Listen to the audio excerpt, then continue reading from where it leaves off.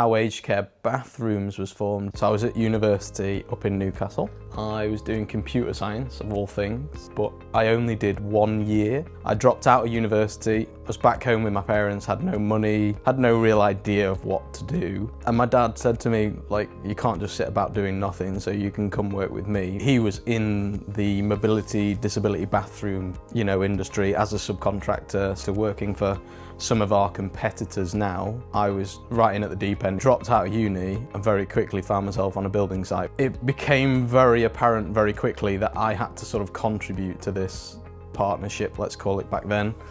I took over a lot more of the administration side of it in terms of like invoicing his firms that he's working for, and then also went and did like a crash course in electrics. So I did like domestic electrician qualified and all that sort of stuff. And when we were turning up to do a bathroom, we could not only do the whole plumbing and bathroom fit side of it, but we could do the electric showers, the baths, all those electrical products you see on our website and all the rest of it. Now all of a sudden I'm making my own wage on that invoice because the allocation of that electrical work was put into that, if that makes sense.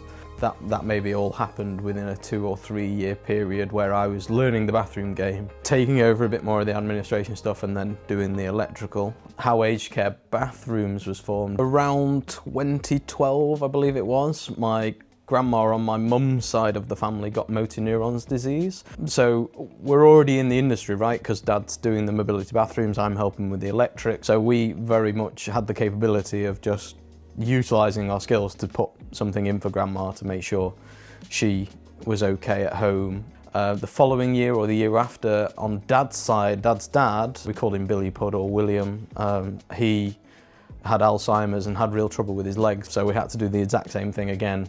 When you're doing it for yourself, for other companies, and then doing it for yourself for family, and then why are you not doing it for other customers? Because we were in the industry, we also saw a lot of the problems or issues on the fitting side. For example, we lead aged care now into the future as a fully employed installation team. When myself or one of the guys turn up on site, they're employed by us. Ultimately, what you care about and what we care about is that the fit is actually really good at the end. We look after the installers that work for us, they're the lifeblood of the company ultimately. If you buy a bathroom from aged care, it's done by someone that is vetted by us, right? And they're capable to work for us in terms of skill, professionalism, all that side of things.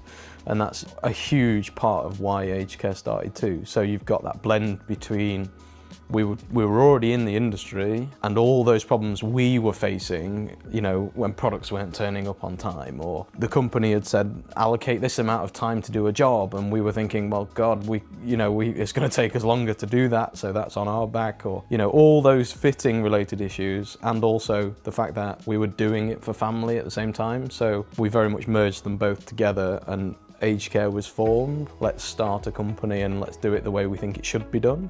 And we've gone forward from there, really. We're very much still that fitting forward company. We have multiple fitting teams on the road, are all employed by us in one of our vehicles. We've got an entire sales team upstairs, we've got sales on the road too, visiting you guys. There's everything you can imagine inside of a slightly bigger company, but ultimately I'm still here right from the start, and I very much drive the company forward from making sure that bathroom that goes in is right for you, and we're only going forward. I'd like to be the #1 accessible living company in the country, so that's the aim.